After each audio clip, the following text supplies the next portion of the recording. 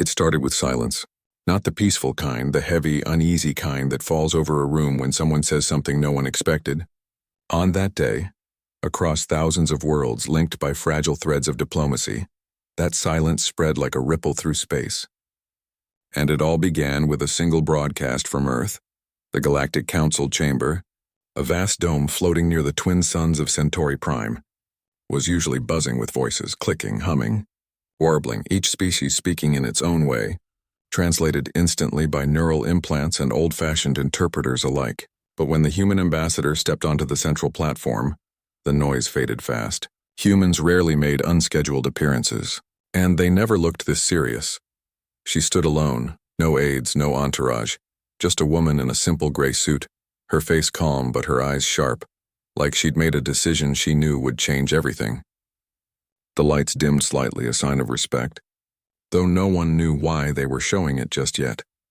"I speak today not as a representative," she began, her voice steady, "but as a witness." A murmur ran through the chamber. Witnesses didn't speak in the council. Witnesses were for trials. "For over 40 cycles," she continued, "Earth has tried to be part of this union. We shared our science, opened our ports, sent our children to your academies, welcomed your envoys into our cities. We believed in the promise of unity." She paused. A Velnari delegate shifted in their crystalline seat. A Qatari exhaled a slow stream of methane, signaling discomfort. "But unity cannot exist where one voice is always asked to quiet itself," she said, "where our concerns about artificial consciousness were dismissed as emotional bias, where our colonies were taxed to fund galactic defense while our own borders went unprotected, where our scientists were barred from projects they helped design, simply because we lack long-term perspective." Her words landed like stones in still water. "Effective immediately," she announced. "Earth suspends all diplomatic, economic, and cultural ties with the Galactic Council and its member systems. We will not attend sessions. We will not respond to communications. And we ask only one thing in return: do not come to us." Then the feed cut out, no fanfare, no warning, just silence. Back on Earth, people watched the broadcast in homes and cafes and public squares. Some cheered. Others stood frozen, unsure what it meant. A teenager in Mumbai turned off his hollow screen and whispered to his friend, "Did we just leave the galaxy?" In Nairobi, a retired engineer stared out his window at the stars and wondered if he'd ever see an alien ship in orbit again. In Buenos Aires, dock workers stopped unloading cargo from off-world freighters, waiting for orders that never came. The news spread faster than any ship could fly. Markets on 3 systems crashed within the hour. Insurance premiums for human sector trade routes tripled. Panic wasn't immediate, but it was coming. What no one outside Earth's government knew was how close things had come to breaking long before this moment. For years, human delegates had been talked over in meetings. Their proposals on ethical AI use were tabled for further review, a phrase that, in council speak, meant "we're ignoring you." When a human colony on Proxima b was hit by solar flares, aid arrived late, after the Qatari redirected emergency ships to their own outposts. Claiming higher strategic value, humans had tried to adapt. They learned alien customs, softened their tones, dressed in neutral colors to avoid emotional signaling. But no matter how hard they tried, they were always seen as too impulsive, too chaotic, too human. The final straw came quietly. A classified council memo, leaked by a disillusioned data clerk, revealed a proposal to reclassify humans as provisionally sentient, not fully equal, not quite citizens of the galaxy, just close enough to be useful, but not enough to have real power. That memo never made it to the public. But it made it to the right people on Earth. And that's when the decision was made. Better to walk away than to beg for a seat at a table that never truly wanted you. Now, in the hours after the announcement, confusion reigned. Alien diplomats scrambled for answers. Some assumed it was a bluff. Others feared war. But Earth gave no hints. No ships launched. No weapons powered up, just stillness. On the orbital station above Geneva, where the ambassador had delivered her message, cleanup crews quietly removed the human delegation's nameplate from their office door. A young intern watched them do it, eyes wide. "Are we really done?" he asked. The technician didn't answer. He just placed the plaque in a sealed box and walked away. Meanwhile, in classrooms across Earth, teachers paused their lessons. Kids asked questions no adult could answer. Will the stars stop shining for us? Can aliens still visit? Are we alone now? The truth was no one knew, but something had shifted. For the first time in generations, Earth wasn't looking outward for approval. It was turning inward, not in fear but in resolve. Cities lit up with debates in every language. Scientists gathered in underground labs not to share data with the galaxy, but to protect what they'd built. Farmers checked their soil sensors. Engineers recalibrated power grids. Artists painted murals of closed doors and open skies. The galaxy had always seen humans as loud, messy, unpredictable. Maybe they were right. But unpredictability also meant freedom. And for the first time in a long time, Earth felt free, even if it was just the freedom to be misunderstood on their own terms. As night fell over the Pacific, a cargo ship docked at the edge of human space. Its alien crew waited for clearance that never came. After 6 hours of silence, they turned their vessel around and left. No words exchanged. No shots fired. Just a quiet retreat into the dark. And somewhere, deep in the heart of Earth's oldest city, a single message blinked on a secure terminal. Phase 1 complete. Now we rebuild.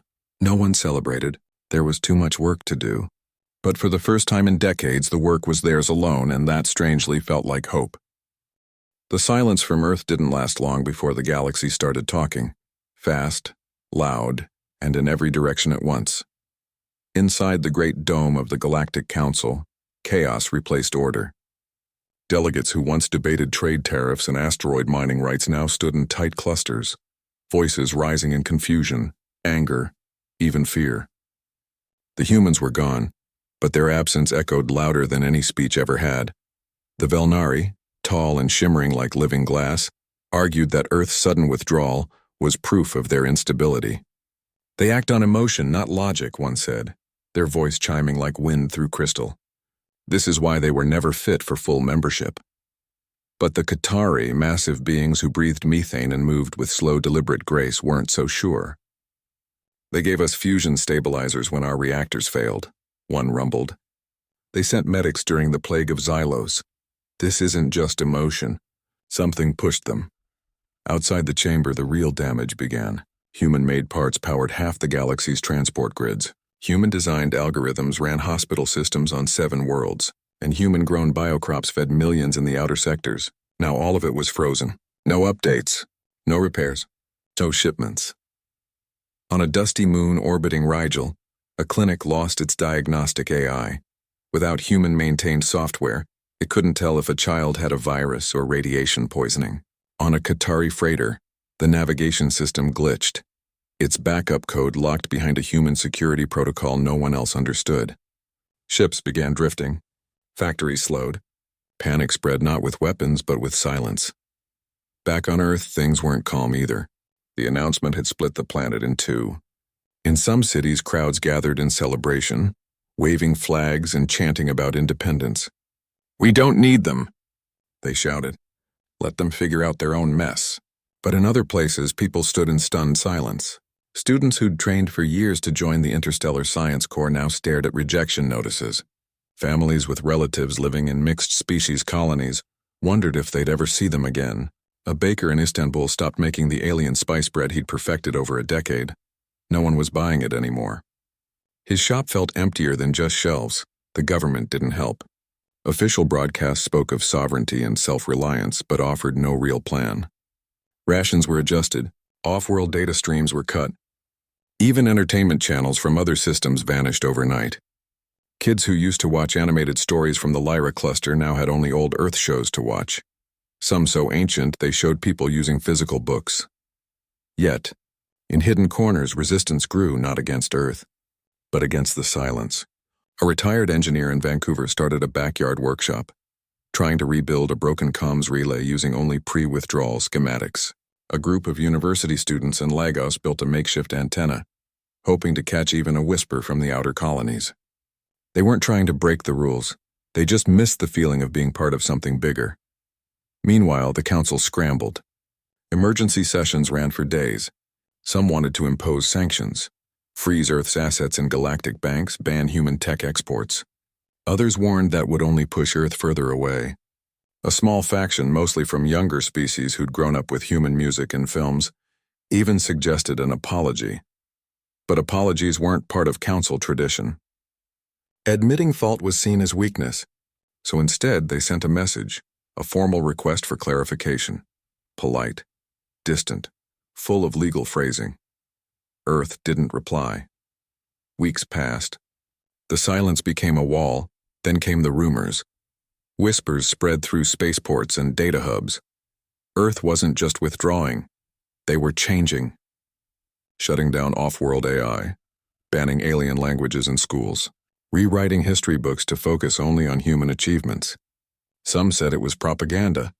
Others feared it was true. On a human mining outpost near EOS 7, things turned desperate. The station relied on weekly supply drops from a Qatari trading vessel. After the third missed delivery, oxygen recyclers began failing. The station manager sent a distress ping, standard protocol. But the nearest Qatari ship, following new non-engagement orders, didn't respond.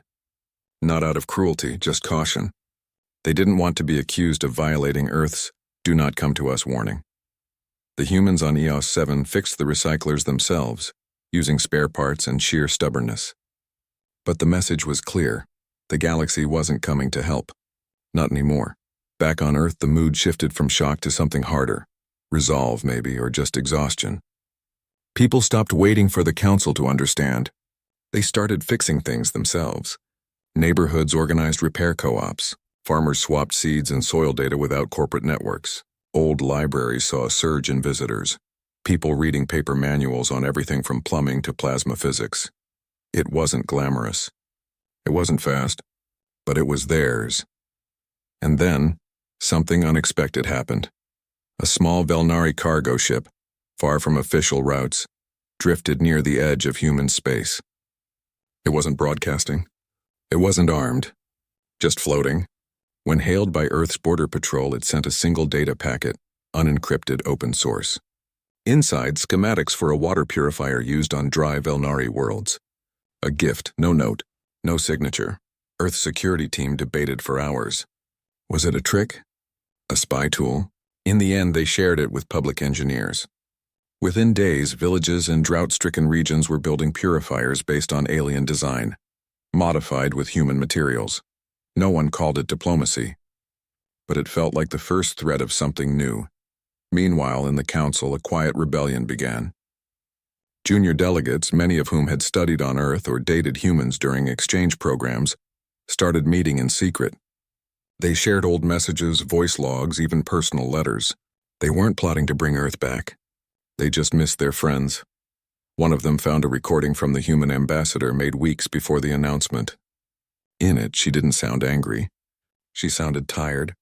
"We keep bending," she said softly, "until there's nothing left of us to recognize."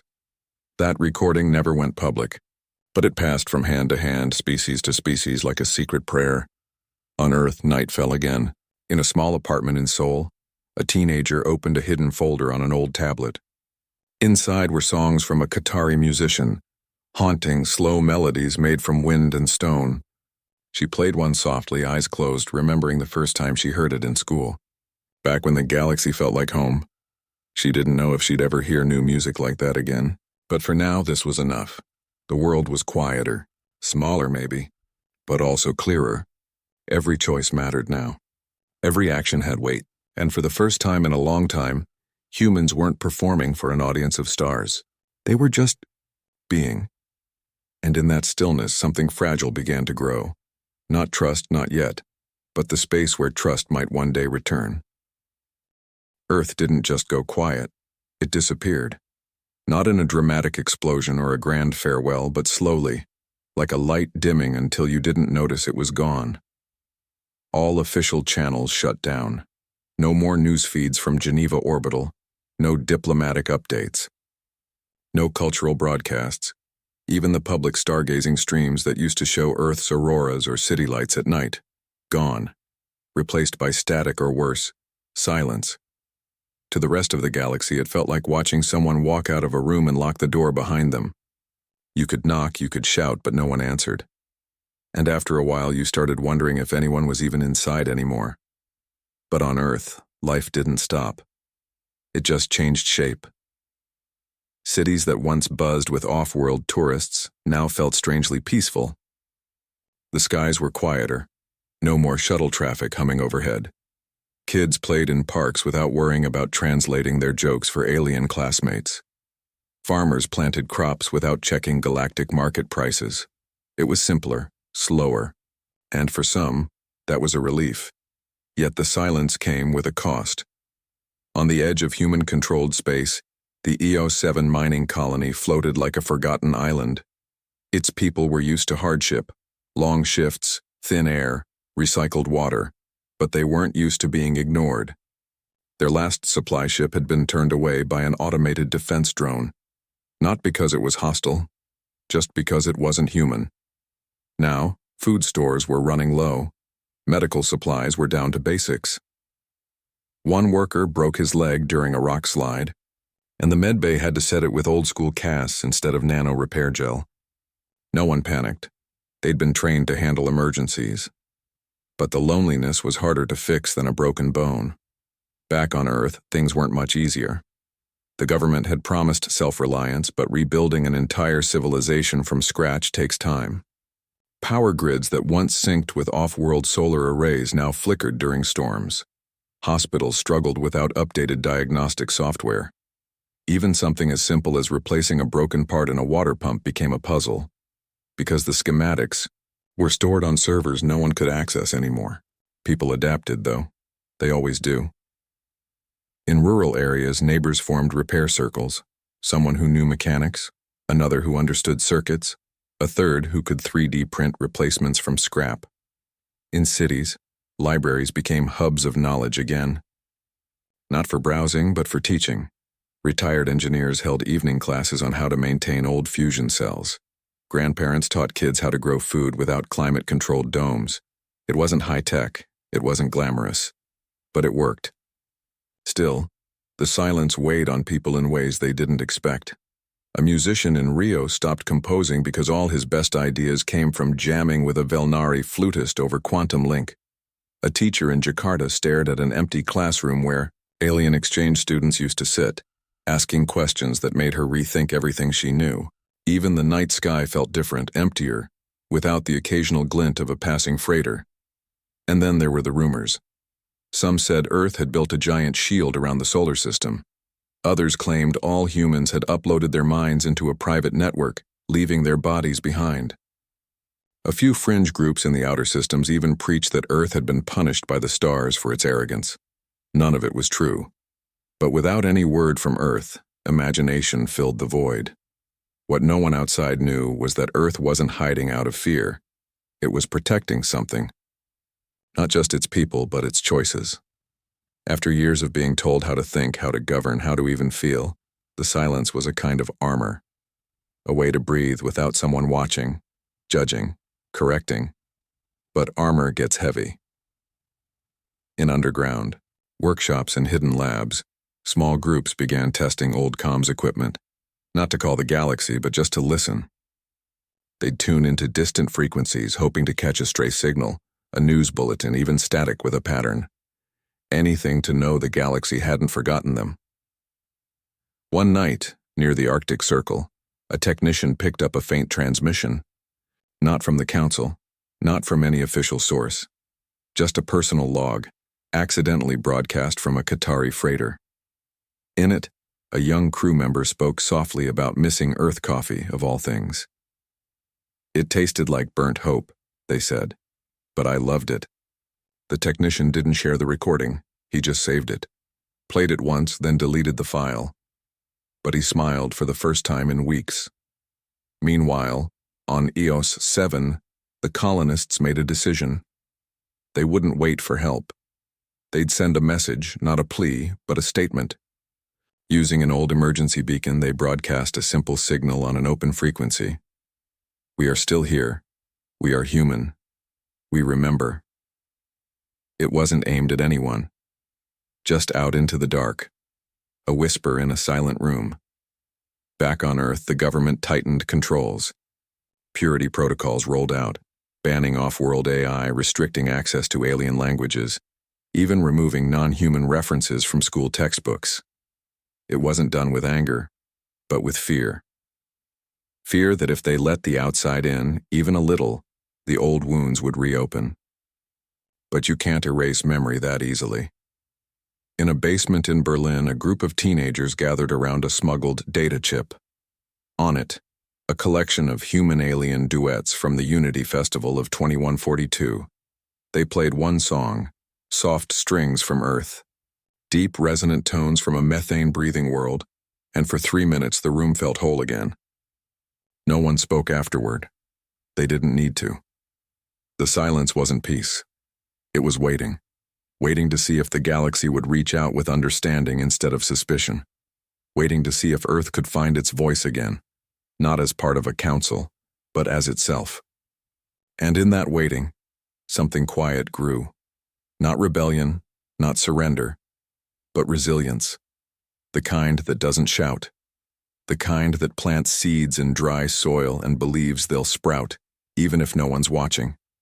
Night after night, people looked up at the stars, not with longing, but with patience. Because silence, they were learning, isn't the end of a conversation. Sometimes it's just the space between words, and every space holds the chance for a new beginning. The truth didn't come from a broadcast. It didn't arrive in a grand speech or a council resolution. It slipped through the cracks, carried in smuggled data chips whispered over encrypted channels, passed hand to hand like a secret too dangerous to speak aloud. It started with a single file. Small, unmarked, hidden, inside a routine maintenance update for a cargo drone near Tau Ceti. Someone, no, one knew who had tucked it in like a note in a bottle. When it was opened, it changed everything. Inside was a recording. Not video, just audio. And voices, council voices. At first, it sounded like any other closed-door session, dry, formal, full of legal jargon. But then came the part that made listeners freeze. A senior delegate, calm, almost bored, proposed reclassifying humans not as full members of the galactic community, but as provisionally sentient. The reasoning? Emotional volatility, short-term thinking, and inability to align with long-cycle ethics. In plain words, they didn't trust humans to be equals. They never really had. The file also included minutes from the vote, not official. Not public, just raw notes from a junior aide who'd been told to clean up the record later. And in those notes was the real shock. The motion hadn't just been discussed, it had passed, quietly, without Earth's knowledge. The only thing that stopped it from becoming law was the human ambassador's sudden withdrawal. She'd left before they could strip Earth of its rights. When the file leaked, it didn't spread through official channels. It couldn't. The council locked down its networks, denied the recording's authenticity, called it fabricated emotional propaganda. But denial doesn't stop truth when people are already hungry for it. On neutral trading posts, places like the Freeport orbiting Tau Ceti, where rules were loose and loyalties looser, copies of the file multiplied. A bartender played it for a group of off-duty pilots. A student shared it in a hidden forum. A Qatari dock worker passed it to a human engineer who'd been stranded since the withdrawal. Within days, it was everywhere, and the reaction wasn't what anyone expected. It wasn't rage. Not at first. It was shame. Young Velnari students who'd once mocked human drama now sat in silence, realizing their elders had lied. Qatari youth, raised on stories of galactic unity, questioned why their leaders would betray a species that had saved their colonies during the solar flare crisis. Even among species that rarely cared about politics, people felt uneasy. Because if the council could do this to humans, partners, contributors, neighbors, what would stop them from doing it to others? Back on Earth, the file found its way through underground networks. Not the government's channels, those were too watched, but through old hobbyist radio groups, through retired diplomats, through kids who still remembered how to hack pre-withdrawal systems. When people heard it, something shifted. The anger didn't vanish, but it made sense now. It had a name, a cause, a face, and with that clarity came action.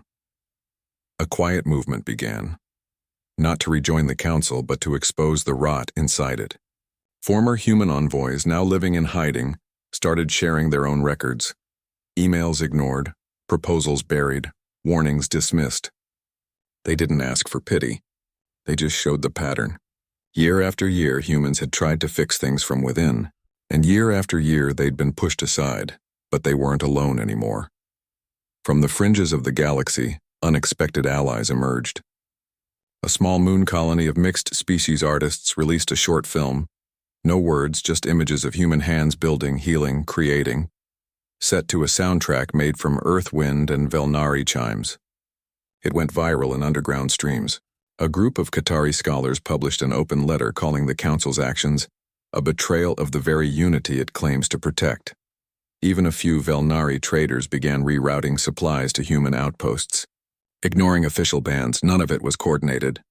It just happened, like grass growing through cracks in stone. On EOS 7, the miners heard the recording during a rare data burst. They didn't cheer. They just looked at each other, nodded, and got back to work. But that night they sent a new message, not a plea, but a statement. We knew, but we stayed human anyway. Back on Earth, the government tried to control the narrative. Official broadcasts called the leak unverified and urged citizens to focus on internal strength. But people weren't listening to broadcasts anymore. They were talking to each other. In markets and workshops, in late-night chats over shared meals, the truth became common knowledge. And with it came a strange kind of pride, not in being right but in surviving anyway. Meanwhile, in hidden corners of the galaxy, something new was forming. Not an army, not a rebellion, just a network. Humans, Velnari, Qatari, and others who believed the Council had lost its way began sharing more than just files. They shared ideas, designs for off-grid power, medical formulas, even stories.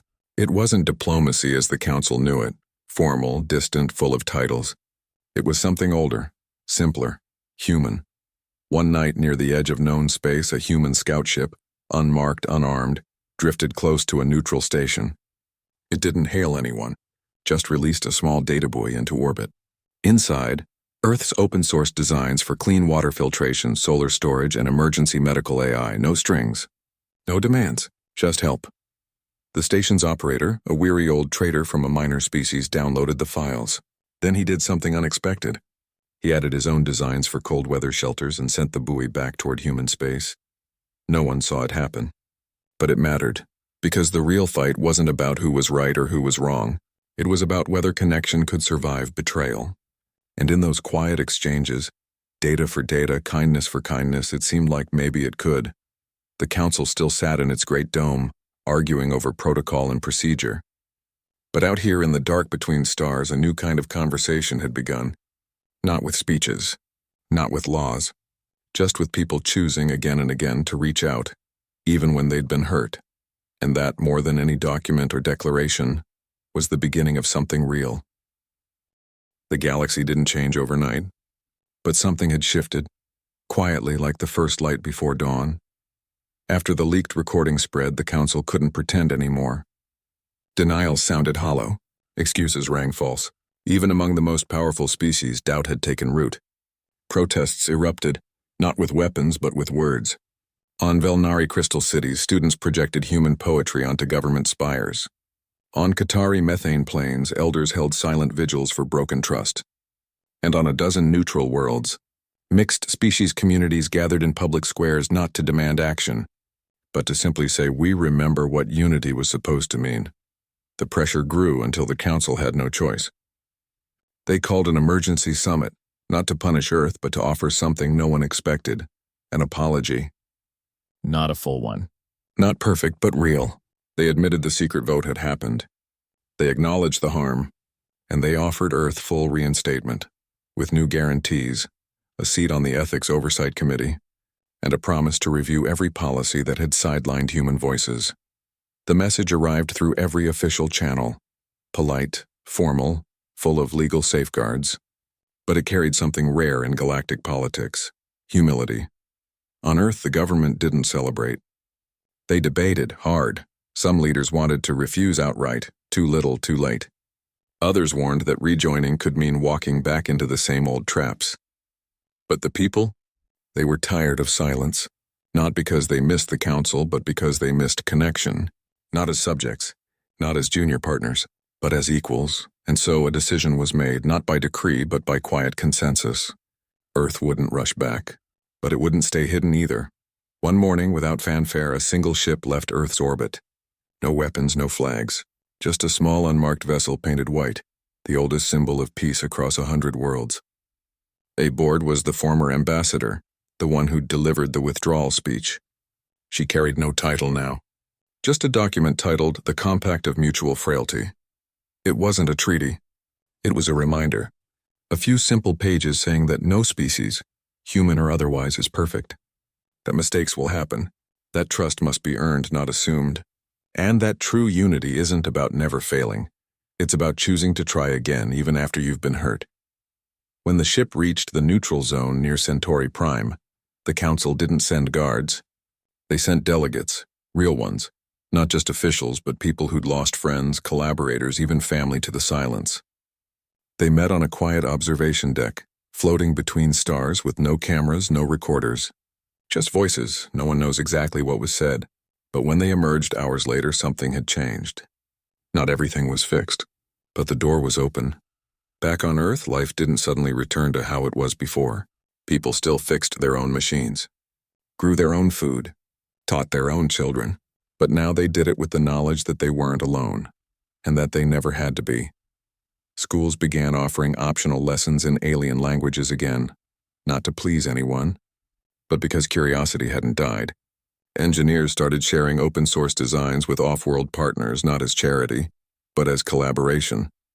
And in cities across the planet, public screens once more showed the night sky, not just Earth's, but views from other worlds too. A reminder that the stars belong to everyone. On EOS 7, the miners received their first supply drop in months. This time it wasn't turned away. The Qatari freighter that delivered it didn't just drop crates, it stayed. Its crew stepped out in environment suits not to inspect, but to help repair the oxygen recyclers. No words were needed. Just shared work under a shared sky, and in hidden corners the Whisper network didn't shut down. It evolved. Now it wasn't just about secrets, it was about solutions. A Velnari botanist shared drought-resistant seed patterns with Earth farmers. A human coder helped a Qatari team rebuild their medical AI without emotional bias filters. It wasn't grand. It wasn't headline news. But it was real. The galaxy didn't become perfect. Old habits don't vanish in a day. Some council members still muttered about human unpredictability. Some human communities still kept their doors closed, wary of old wounds. But something deeper had taken root. The understanding that dignity isn't given, it's respected. And that respect has to go both ways. Years later, when children asked what happened during the Great Silence, elders didn't talk about politics or treaties. They told stories. About a time when Earth walked away, not out of anger, but out of self-respect. About how the galaxy almost lost something precious because it forgot to listen. And about how, in the end, both sides chose to try again, not because it was easy, but because it was worth it. No one called it a victory. It wasn't that kind of story. It was quieter, more human. A story about broken trust, yes, but also about the courage to rebuild it, one honest word at a time. And on clear nights when people looked up at the stars, they didn't just see distant lights. They saw possibilities, not of control, not of perfection, but of connection, fragile, messy, and beautiful, just like the beings who reached for it. Because in the end, that's what diplomacy really is, not a contract, but a choice. To show up, to listen, to say I was wrong or I'm still here or simply, let's try again. And sometimes that's enough.